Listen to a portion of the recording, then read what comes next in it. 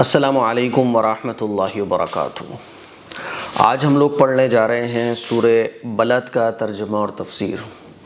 سورہ بلد اس سورت کا نمبر ہے 90 اور اس میں ایک رکوع ہے، 20 آیتیں ہیں۔ اس سورت میں اللہ تعالیٰ نے چند چیزوں کی قسم کھائی ہے اور قسم کھانے کے بعد اللہ تعالیٰ اس بات کو بیان فرما رہا ہے کہ انسان کو ہم نے مشقت والی زندگی عطا کی ہے، یعنی کوئی بھی دنیا کے اندر ایسا انسان نہیں ہے جس کو مشقتیں نہ اٹھانی پڑیں، پرابلمز کا سامنا نہ کرنا پڑے، ٹھیک ہے۔ اور پھر اللہ تعالیٰ نے مکے کے جو مشرکین تھے، کفار تھے، جو حضور کو تکلیفیں پہنچاتے تھے، ان کا ذکر کیا ہے کہ وہ یہ سمجھتے ہیں کہ ان کو کوئی دیکھ نہیں رہا، اللہ تعالیٰ ان کو دیکھ رہا ہے۔ اور پھر اللہ تعالیٰ دنیا کے انسانوں کو یہ بھی بتا رہا ہے کہ دیکھو تمہارے سامنے دو راستے بالکل اوپن ہیں، ایک اچھائی کا راستہ، ایک برائی کا راستہ۔ تو اگر تم برائی کا راستہ اختیار کرو گے تو پھر آخرت میں نقصان اٹھاؤ گے۔ اب اچھائی کا راستہ بھی اللہ تعالیٰ نے تمہیں دکھا دیا، پیغمبر بھیج دیے، قرآن نازل کر دیا، پھر بھی تم اچھائی کے راستے پر نہ چلو تو یہ تمہاری بد نصیبی ہے۔ تو یہی کچھ نصیحتیں ہیں اس سورت کے اندر۔ چلیے ترجمہ اور تفسیر ہم لوگ اب پڑھتے ہیں۔ اعوذ باللہ من الشیطان الرجیم، بسم اللہ الرحمن الرحیم۔ 2 دن سے طبیعت تھوڑی سی ناساز ہے اور رات سے تو کچھ زیادہ ہی تھی، لیکن کل آلریڈی ہماری تفسیر کی کلاس کی ناغہ ہو گئی تو میں نے سوچا کہ آج نہیں ہونا چاہیے۔ آپ لوگوں کو سکھانے کی وجہ سے، پڑھانے کی وجہ سے کچھ مجھے بھی فکریں لاحق ہو جاتی ہیں کہ نہیں، ویسے تو یہ ہوتا ہے نا کہ اپنا اگر پڑھنا ہے تو چلو ناغہ ہو جائے، کوئی بات نہیں ہے۔ اور چونکہ یہ سوشل میڈیا کا پلیٹ فارم ہے، مسجد میں لوگوں کو تفسیر سنانا، قرآن مجید کا ترجمہ سنانا ذرا آسان ہوتا ہے، کیونکہ سارے ہی اپنے فالوورز ہوتے ہیں، ہے نا۔ کبھی اونچ نیچ ہو جائے تو درگزر کر دیتے ہیں۔ لیکن سوشل میڈیا ایک ایسی لائن ہے کہ جہاں اگر ہلکی سی بھی زبان پھسل جائے تو پھر آپ کتنا ہی کہتے رہو کہ غلطی ہو گئی تھی، زبان پھسل گئی تھی، معاف کر دو، تو سوشل میڈیا کی جو عوام ہے نا، وہ فالوورز تو بہت کم ہوتے ہیں لیکن آپ کی ٹانگ کھینچنے والے بہت ہوتے ہیں۔ تو سوشل میڈیا بہت نازک چیز ہوتی ہے، جہاں آپ سے کچھ سلپ ہوا بس پھر تو آپ ڈیلیٹ ہی کرتے رہو، بس معافیاں مانگتے رہو، کچھ ہونے والا نہیں ہے۔ تو یہ جو ایک ویڈیو میرے لیے ہوتی ہے، اس کو کئی بار تو میں سنتا ہوں، سوچتا ہوں، سمجھتا ہوں، جتنے بھی پہلو ہو سکتے ہوں جہاں سے کسی مسلک کے کچھ خلاف ہو سکتا ہے نا، کیونکہ سوشل میڈیا کا میں یوز کر رہا ہوں لوگوں کو دین کی دعوت دینے کے لیے۔ اب کسی مسلک کے خلاف کچھ چیزیں چلی جائیں تو یعنی جو چیزیں اختلافی ہیں تو ان چیزوں میں نہیں پڑھنا چاہتا، اسی لیے میری تفسیر جو ہوتی ہے نا اس میں آپ کو بالکل کلیئر سی ملے گی۔ ہاں کچھ چیزیں بالکل قرآن و حدیث کے صریح بالکل خلاف ہے تو اس میں تو بولنا پڑتا ہے، لیکن بہرحال مسجد میں تفسیر کرنے کے مقابلے سوشل میڈیا پہ اس طرح سے بیان کرنا بہت سخت ہوتا ہے۔ چلیے، اعوذ باللہ من الشیطان الرجیم، بسم اللہ الرحمن الرحیم۔ لا اقسم بہذا البلد، میں قسم کھاتا ہوں اس شہر کی۔ کون سے شہر کی؟ مکے کی۔ وَأَنْتَ حِلٌّ بِهَذَا الْبَلَدِ، جبکہ اے پیغمبر آپ اس شہر میں مقیم ہو، جبکہ آپ اس شہر میں مقیم ہیں۔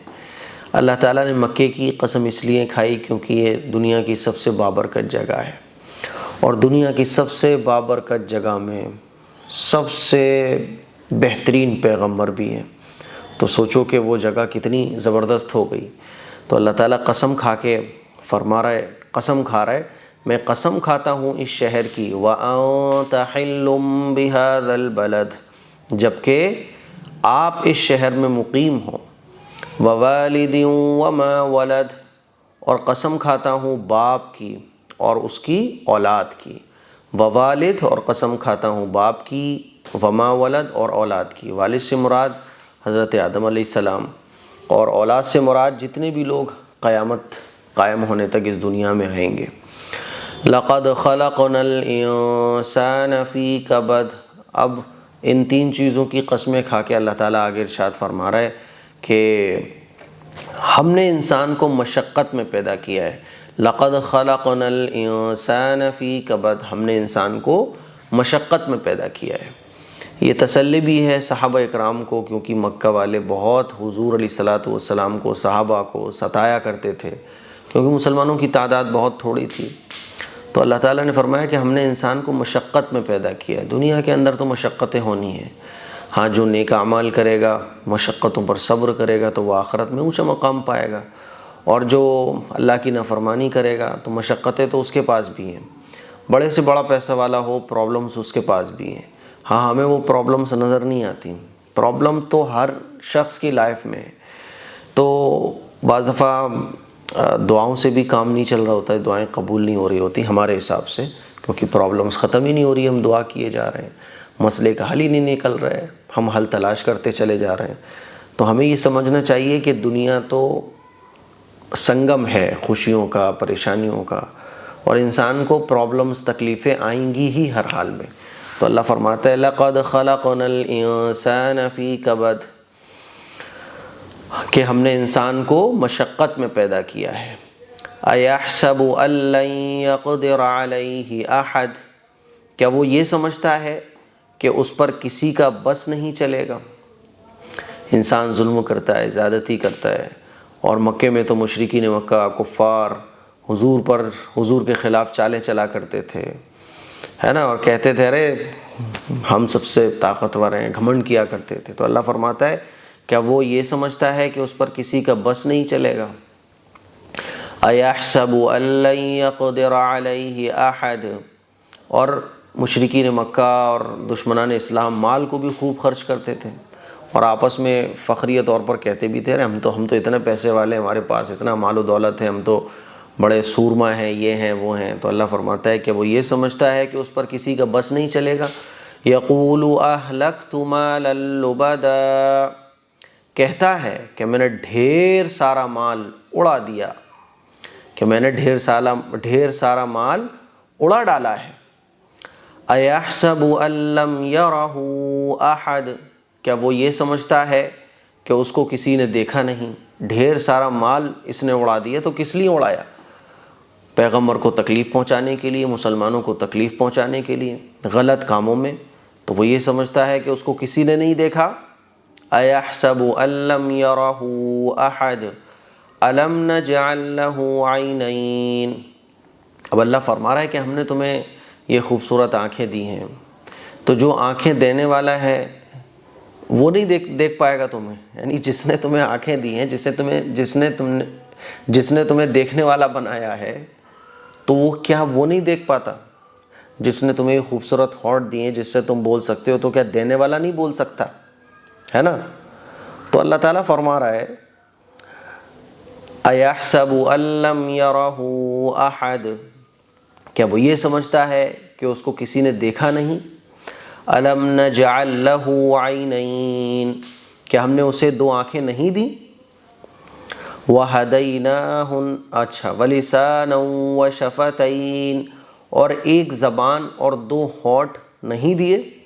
اللہ کہہ رہا ہے کہ وہ اپنے اندر غور کر لے کہ اللہ نے اس کو آنکھیں دیں، دو ہونٹ دیے، بولنے والی زبان دی، اس کے بعد وہ یہ سمجھ رہا ہے کہ اسے کوئی نہیں دیکھ رہا ہے۔ ارے اس کو بنانے والا اس کو دیکھ رہا ہے، اس کو بنانے والا اس پر نگراں ہے، اس کو بنانے والا اس سے حساب لے گا۔ وَلِسَانًا وَشَفَتَيْن، اور زبان دی ایک، وَشَفَتَيْن، اور دو ہونٹ نہیں دیے۔ وَهَدَيْنَاهُ النَّجْدَيْن، اور ہم نے اس کو دونوں راستے بتا دیے ہیں۔ ہدایت کا راستہ بھی کلیئر ہے اور بدی کا راستہ بھی کلیئر ہے، دونوں راستے پیغمبر کے ذریعے ہم نے بتا دیے ہیں۔ پھر بھی اگر وہ غلط راستے کو چوز کر رہا ہے تو یہ اس کا مسئلہ ہے۔ فَلَقْتَحَمَ الْعَقَبَةَ، پھر بھی وہ اس گھاٹی میں داخل نہیں ہو سکا، یعنی اللہ فرما رہا ہے دونوں راستے ہم نے بتا دیے، پھر بھی وہ اس گھاٹی میں داخل نہیں ہو سکا۔ گھاٹی سے مراد یہاں عقبہ یعنی نیکی کا راستہ، ٹھیک ہے، کیونکہ نیکی کا راستہ ذرا مشکل ہوتا ہے، پابندیاں ہوتی ہیں، تو اللہ فرما رہا ہے نیکی کے راستے میں پھر بھی وہ اس گھاٹی میں داخل نہیں ہو سکا۔ وَمَا أَدْرَاكَ مَا الْعَقَبَةُ، اور تمہیں کیا پتا کہ وہ گھاٹی کیا ہے؟ فَكُّ رَقَبَةٍ، اب کچھ نیکی کے کام اللہ تعالیٰ ذکر بھی فرما رہا ہے۔ پچھلی صورت میں سورہ فجر میں ہم لوگوں نے پڑھا تھا کہ مالدار جو ہوتے ہیں تو ان کو غریبوں کی عزت کرنا چاہیے، یتیموں کی عزت کرنا چاہیے، مال و دولت اللہ کی راہ میں خرچ کرنا چاہیے۔ اب یہاں پہ تھوڑے اور مشکل دینی کام اللہ تعالیٰ بیان فرما رہا ہے کہ ان کو کر کے جو ہے تمہیں نیکی کے راستے کو اختیار کرنا چاہیے تھا۔ فَكُّ رَقَبَةٍ، کسی کی گردن چھڑا دینا، یعنی کسی غلام کو آزاد کر دینا، ہے نا۔ اسلام میں تو غلام کا کانسیپٹ ہی نہیں تھا، بلکہ غلام کو آزاد کرنا ثواب کا کام تھا۔ تو اللہ فرماتا ہے فَكُّ رَقَبَةٍ، کسی کی گردن غلامی سے چھڑا دینا۔ او اطعام فی یوم ذی مسغبہ، یا پھر کسی بھوک والے دن میں کھانا کھلا دینا، کسی بھوکے کو کھانا کھلا دینا۔ یتیما ذا مقربہ، کسی رشتہ دار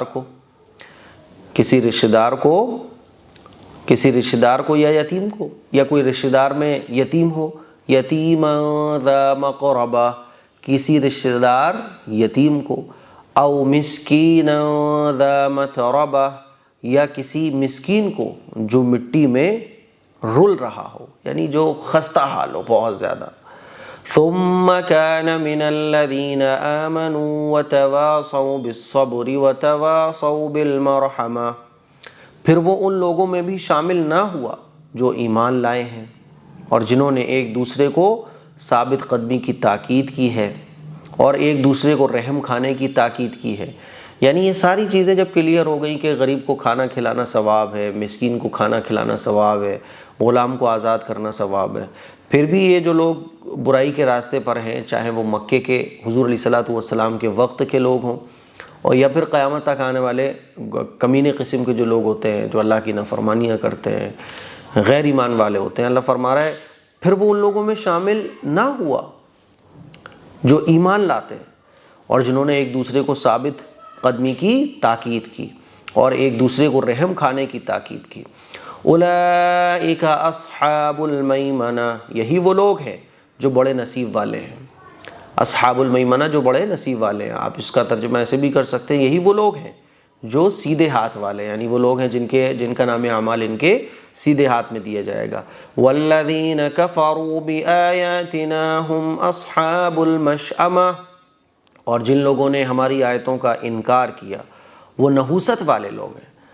اصحاب المشأمہ نحوست والے لوگ ہیں، یعنی وہ لوگ ہیں جن کا نام اعمال ان کے الٹے ہاتھ میں دیا جائے گا۔ علیہم نار مؤصدہ، ان پر ایسی آگ مسلط ہوگی جو ان پر بند کر دی جائے گی، ان پر ایسی آگ مسلط ہوگی جو ان پر بند کر دی جائے گی، یعنی جہنم میں ڈالنے کے بعد جہنم سے نکلنے کے دروازے سارے بند کر دیے جائیں گے اور پھر وہ ہمیشہ ہمیشہ اسی جہنم کی آگ میں رہیں گے۔ تو یہ ہمارا ہو گیا ورڈ بائی ورڈ ترجمہ، اب یہ ہمارا ہو گیا ترجمہ اور تفسیر۔ جب آدمی کی طبیعت تھوڑی سی ڈاؤن ہو نا تو پھر زبان کچھ سے کچھ چلتی ہے۔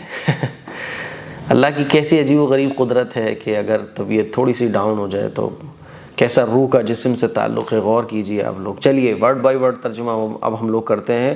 لا اقسم، میں قسم کھاتا ہوں، بہذا البلد، اس شہر کی، وانت، اور جبکہ آپ، جبکہ انت، آپ، حلم، مقیم ہیں یعنی رہ رہے ہیں، بہذا البلد، اس شہر میں یعنی مکے میں، ووالدیوں، اور قسم باپ کی، وما ولد، اور قسم اولاد کی، لقد خلقنا، اور ہم نے پیدا کیا، انسان کو، فی کبد، مشقت میں، ایحسب،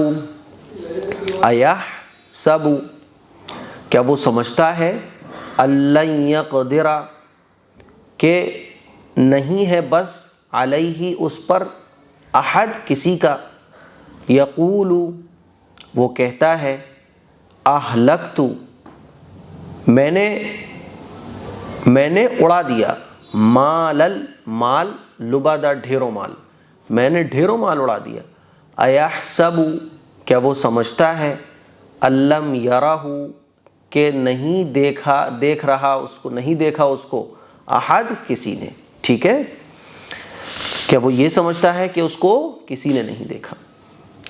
الم نجعل لہ، الم، کیا نہیں، نجعل لہ، اس کو ہم نے دی، عینین، دو آنکھیں، ولسانا، اور ایک ہونٹ، اور ایک زبان، وشفتین اور دو ہونٹ، وہدیناہن اور ہم نے اس کو بتا دیے، نجدین دونوں راستے، برائی کا راستہ بھی اور اچھائی کا راستہ بھی۔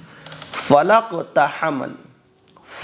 مانے تو نہیں، تحما فلق تحما تو وہ نہیں داخل ہو سکا، عقبہ اس گھاٹی میں، وما ادراک اور آپ کو کیا معلوم، اور آپ کو پتہ بھی ہے مل عقبہ کہ گھاٹی کیا ہے، فکو رقبہ، فکو آزاد کرنا، رقبہ غلام کو آزاد کرانا، ٹھیک ہے، چھوڑا دینا، او یا اطعام کھانا کھلانا، فی یومن ایسے دن میں، ذی مسغبہ جو بھوک والا دن ہو، ٹھیک ہے، یتیمن ایسے یتیم کو، ذا مقربہ جو رشتہ داری میں ہو، ٹھیک ہے، او مسکینن یا ایسے مسکین کو، ذا متربہ جو مٹی میں رول رہا ہو، یعنی جو انتہائی خستہ حالت میں ہو، ثم کے معنی آتے ہیں پھر، کان من